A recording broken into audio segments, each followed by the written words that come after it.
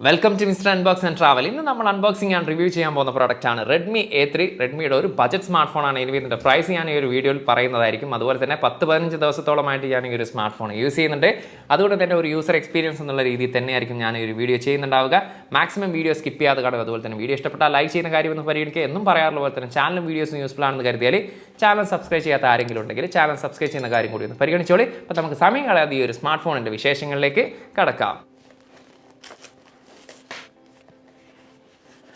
Box in a smartphone കൂടാതെ 10 വാട്ടിന്റെ charger അഡാപ്റ്ററും അതുപോലെ തന്നെ type A to type C charging കേബിളുമാണ് ഉൾപ്പെടുത്തിയിട്ടുള്ളത്. 3 കളേഴ്സിലാണ് ഈ ഒരു സ്മാർട്ട്ഫോൺ അവൈലബിൾ ആവുന്നത്. Olive green, midnight black, Lake blue. Design and build quality നോക്കുകയാണെങ്കിൽ ഈ ഒരു ബ്ലൂ കളറിലും ബ്ലാക്ക് കളറിലും ബാക്ക് പാനൽ യൂസ് ചെയ്തിരിക്കുന്നത് ഗ്ലാസ് മെറ്റീരിയലാണ്. ഗ്രീൻ കളറിൽ വരുന്നത് PU ലെതർ ടെക്സ്ചർ മെറ്റീരിയലാണ് യൂസ് ചെയ്തിരിക്കുന്നത്. അത്യാവശ്യം വലിയ രീതിയിലുള്ള ഒരു ബൾജായിട്ട് നിൽക്കുന്ന രീതിയിലുള്ള ഒരു ക്യാമറ മൊഡ്യൂളാണ് ഉൾപ്പെടുത്തിയിരിക്കുന്നത്. 8.32 mm ആണ് ബോഡി തിക്നെസ്, 199 ഗ്രാം ആണ് ബോഡി വെയിറ്റ് വരുന്നത്.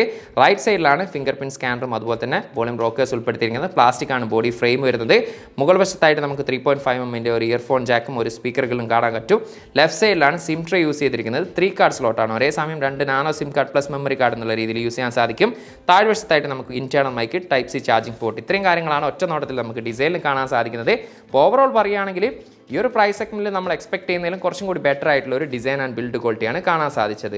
ഡിസ്പ്ലേയുടെ സൈഡിലേക്ക് വന്നു കഴിഞ്ഞാൽ 6.7 ഇഞ്ചിന്റെ IPS LCD ഡിസ്പ്ലേ ആണ് ഉപയോഗിച്ചിരിക്കുന്നത്. 90 Hz ആണ് റിഫ്രഷ് റേറ്റ്, HD+ ആണ് റെസൊല്യൂഷൻ വരുന്നത്. കോർണിംഗ് ഗോറില്ല ഗ്ലാസിന്റെ 3 ആണ് പ്രൊട്ടക്ഷൻ യൂസ് ചെയ്തിരിക്കുന്നത്. അതൊരു പോസിറ്റീവ് ആയിട്ട് തന്നെ തോന്നിയിട്ടുണ്ട്. അതുപോലെ തന്നെ അത്യാവശ്യം വലിയ ബസിൽസ് ആണ് നമുക്ക് ഈ ഒരു ഡിസ്പ്ലേയിലൊക്കെ കാണാൻ സാധിക്കുന്നത്. 500 nits ആണ് ഇതിന്റെ മാക്സിമം ബ്രൈറ്റ്നസ് ലെവൽ. അതുകൊണ്ട് തന്നെ വെളിയിലൊക്കെ പോയാൽ ഗംഭീരമായിട്ടുള്ള വിഷ്വൽ ട്രീറ്റ് ഒന്നും നമുക്ക് ഇതിൽ കാണാൻ പറ്റുന്നതല്ല. 268 പിക്സൽ പെർ ഇഞ്ചാണ് ഡെൻസിറ്റി. അത്യാവശ്യം കുഴപ്പമില്ലാത്ത ഈ ഒരു പ്രൈസ് സെഗ്മെന്റിൽ ഒരു ഡീസന്റ് ആയിട്ടുള്ള ഡിസ്പ്ലേ ക്വാളിറ്റി ആയിട്ടാണ് എനിക്ക് ഓവറോൾ ഫീൽ ചെയ്തിട്ടുള്ളത്. ഹാർഡ്വെയറിനെ കുറിച്ച് പറയുകയാണെങ്കിൽ MediaTek Helio G36 എന്ന് പറയുന്ന 4G ചിപ്സെറ്റ് ആണ് ഈ ഒരു സ്മാർട്ട് ഫോണിൽ വരുന്നത്. ഒക്ടാ കോറിൽ 2.2 GHz ആണ് ക്ലോക്ക് സ്പീഡ് വരുന്നത്. ഇപ്പോൾ ഇത്രയും ദിവസം യൂസ് ചെയ്ത എക്സ്പീരിയൻസിൽ പറയുകയാണെങ്കിൽ നമുക്കൊരു ബജറ്റ് സ്മാർട്ട് ഫോൺ ആയതുകൊണ്ട് തന്നെ ഈ ഒരു പ്രൈസ് സെഗ്മെന്റിൽ ഒരു നോർമൽ പെർഫോമൻസ് എന്നുള്ള രീതിയിൽ മാത്രമാണ് എനിക്ക് ഫീൽ ചെയ്തിട്ടുള്ളത്. അല്ലാതെ ഈ ഒരു പ്രൈസിൽ ഏറ്റവും ബെസ്റ്റ് എന്നുള്ള ഒരു ഒപ്പീനിയൻ ഇല്ല. നമുക്കൊരു നോർമൽ യൂസ് അല്ലാതെ മൾട്ടി ടാസ്കിങ്ങോ അല്ലെങ്കിൽ വളരെ ഗംഭീരമായിട്ടുള്ള ഫാസ്റ്റ് ആയിട്ടുള്ള പെർഫോമൻസോ കാര്യങ്ങളൊന്നും നമ്മൾ ഈ ഒരു സ്മാർട്ട് ഫോണിൽ എക്സ്പെക്ട് ചെയ്യുന്നതിലും അർത്ഥമില്ല. ഒരു നോർമൽ യൂസേജ് എന്നുള്ള രീതിയിൽ മാത്രമേ എനിക്കിതിൽ ഫീൽ ചെയ്യേണ്ടി വന്നിട്ടുള്ളൂ. ഇനി 3 മെമ്മറി വേരിയൻസിലാണ് ഈ ഒരു സ്മാർട്ട് ഫോൺ അവൈലബിൾ ആകുന്നത്.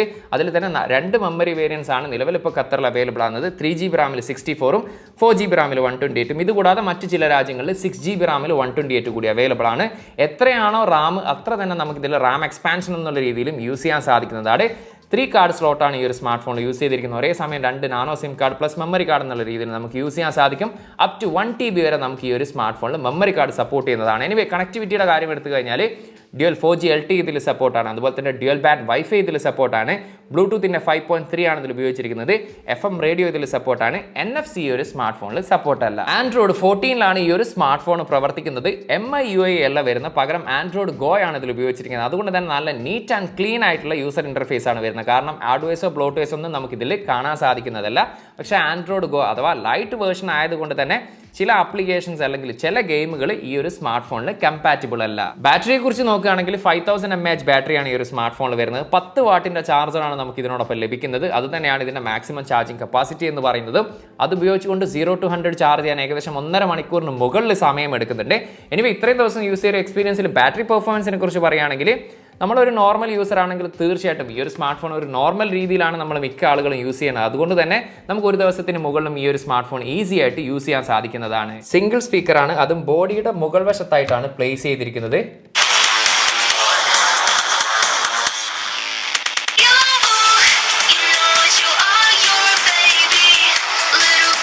സിംഗിൾ സ്പീക്കർ ആയതുകൊണ്ട് തന്നെ വലിയ ലൗഡി അല്ല, എങ്കിലും എനിക്ക് വെറും ഒരു ആവറേജ് ആയിട്ടുള്ള സ്പീക്കർ ക്വാളിറ്റി ആയിട്ട് മാത്രമാണ് ഫീൽ ചെയ്തത്.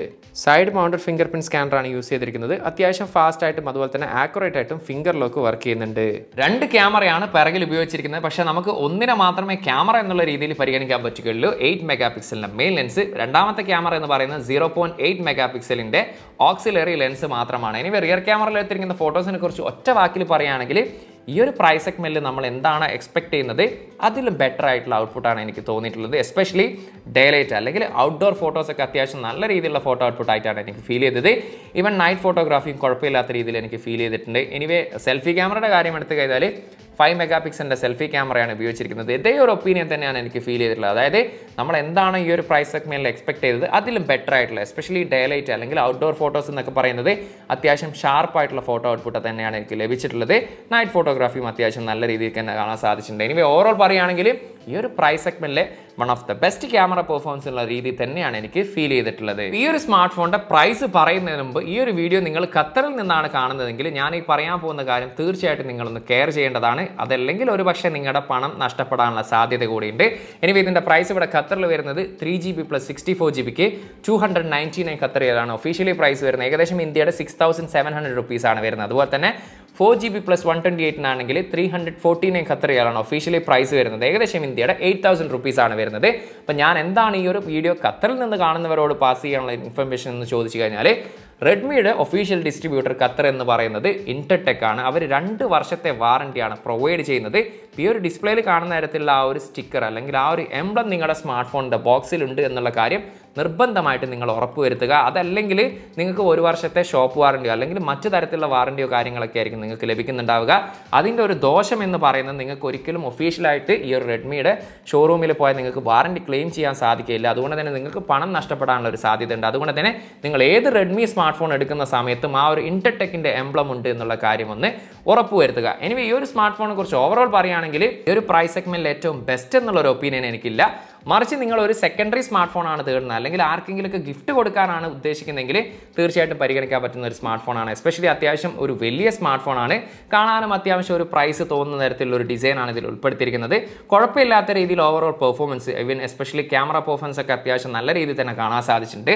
അപ്പം നേരത്തെ പറഞ്ഞ പോലെ നിങ്ങളുടെ ബജറ്റ് ഈ ഒരു പ്രൈസ് സെഗ്മെന്റ് ആണെങ്കിലും അതുപോലെ സെക്കൻഡറി സ്മാർട്ട് ഫോൺ അല്ലെങ്കിൽ ആർക്കെങ്കിലുമൊക്കെ ഗിഫ്റ്റ് കൊടുക്കാനൊക്കെ ആണെങ്കിൽ തീർച്ചയായിട്ടും പരിഗണിക്കാൻ പറ്റുന്ന സ്മാർട്ട് ഫോണുകളിൽ ഒന്ന് തന്നെയാണ് ഈ ഒരു Redmi A3 എന്ന് പറയുന്നത്. അതുപോലെ എന്നും പറയാറുള്ള പോലെ തന്നെ ഈ ഒരു വീഡിയോ ഇഷ്ടപ്പെട്ടാൽ ലൈക്ക് ചെയ്യുന്ന കാര്യം ഒന്ന് പരിഗണിക്കുക. എന്താണ് ഈ ഒരു സ്മാർട്ട് ഫോണിനെ കുറിച്ചുള്ള അഭിപ്രായം, ആ ഒരു കാര്യം ദയവ് ചെയ്തൊന്ന് കമൻറ്റ് ചെയ്യുക. ടെക് സംബന്ധമായിട്ടുള്ള സംശയങ്ങളും കാര്യങ്ങളും ഉണ്ടെങ്കിൽ ഇൻസ്റ്റാഗ്രാമിൻ്റെ ഫേസ്ബുക്കിൻ്റെ ലിങ്ക് ഡിസ്ക്രിപ്ഷനിലുണ്ട്. അവിടെ നിങ്ങൾക്ക് മെസ്സേജ് അയച്ച് ചോദിക്കാവുന്നതാണ്. ചാനൽ വീഡിയോസ് യൂസ്ഫുൾ ആണെന്ന് കരുതിയാൽ ചാനൽ സബ്സ്ക്രൈബ് ചെയ്യുന്ന കാര്യം കൂടി ഒന്ന് പരിഗണിച്ചോളി. അപ്പോൾ മറ്റൊരു പുതിയ വീഡിയോയിൽ കാണാമെന്ന പ്രതീക്ഷയിൽ തൽക്കാലം ഞാൻ ഇവിടെ പറയുന്നു. സെയ്ദ് ഇർഷാദ്.